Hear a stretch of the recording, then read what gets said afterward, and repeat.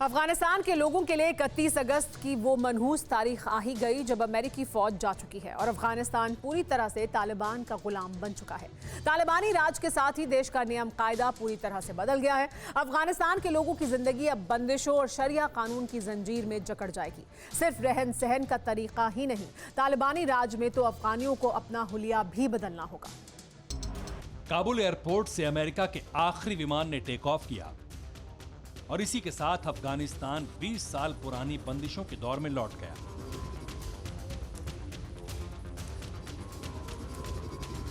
इकतीस अगस्त 2021 वो दिन है जब अफगानिस्तान की तकदीर ने रिवर्स गियर लगाया और जिंदगी 2 दशक पीछे पहुंच गई।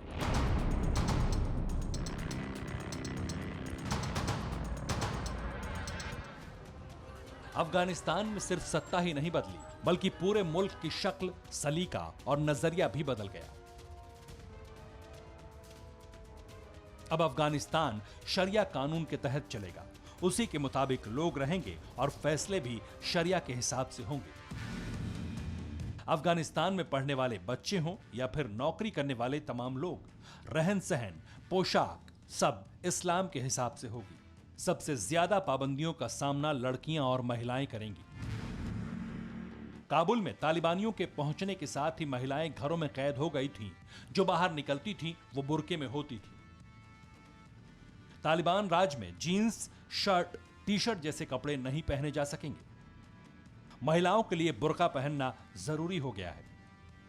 महिलाएं अपनी मर्जी से नौकरी नहीं कर सकेंगी। कला, फिल्म या साहित्य से जुड़ी महिलाएं काम नहीं कर पाएंगी। तालिबान राज में संगीत पर भी पाबंदी है, यानी जो महिलाएं बच्चों को संगीत सिखाती थीं या डांस की ट्रेनिंग देती थीं, वो अब अपने घर में ही कैद रहेंगी। एंटरटेनमेंट के नाम पर अब अफगानियों को शायद ही कुछ नसीब हो। रेडियो टीवी तो चलेंगे, लेकिन उसका कंटेंट वही होगा जिसकी इजाजत इस्लामिक कानून देता है। खास बात यह भी है कि अमेरिका के जाने के साथ ही अब अफगानियों के लिए दूसरे देश में जाना भी बहुत मुश्किल हो गया है। काबुल एयरपोर्ट फिलहाल बंद है। एयर ट्रैफिक कंट्रोल के नाम पर यहां कुछ भी नहीं बचा। तालिबान पहले ही कह चुका है कि अफगानियों को देश से बाहर नहीं जाने दिया जाएगा। अफगानिस्तान में को एजुकेशन अब पूरी तरह से बंद हो गई है। पुरुष टीचर अब लड़कियों को नहीं पढ़ा पाएंगे। यूनिवर्सिटी में लड़कियों को पढ़ने की इजाजत होगी। महिलाएं प्रोफेशनल कोर्स शायद ही कर सके। तालिबान महिलाओं को लेकर तरह तरह की बातें कह चुका है, लेकिन असलियत में क्या होने वाला है ये कोई नहीं जानता।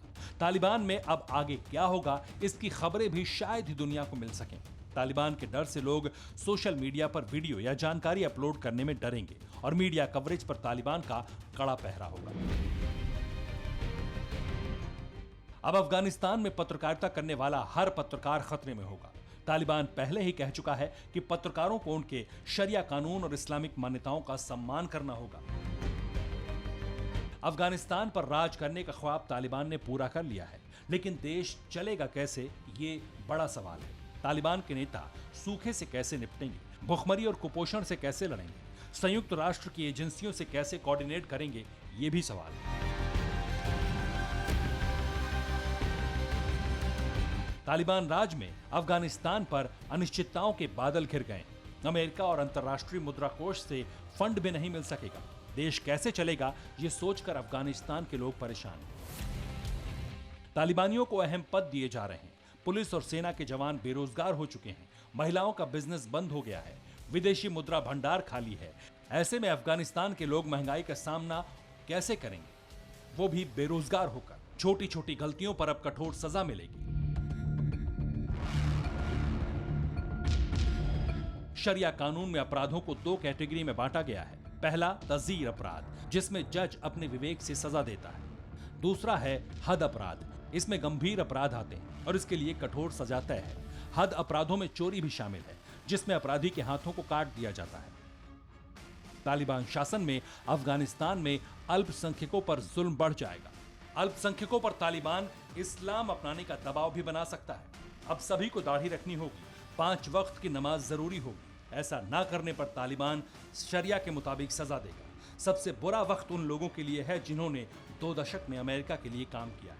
तालिबान भले ही इस बार खुद को आधुनिक दिखाने की कोशिश कर रहा है, लेकिन तालिबान जिस शरिया का बार बार हवाला देता है वो वैसा ही है जैसा 20 साल पहले था। Bureau report, TV9 Bharatvarsh. हमने की गलती फिर एक बार, कोरोना ने किया दोबारा प्रहार। मास्क, 2 गज दूरी, करें अपनी सुरक्षा खुद। कोरोना टीका हम सबको लगाना है, मिलकर साथ समझदारी से कोरोना को हराना है।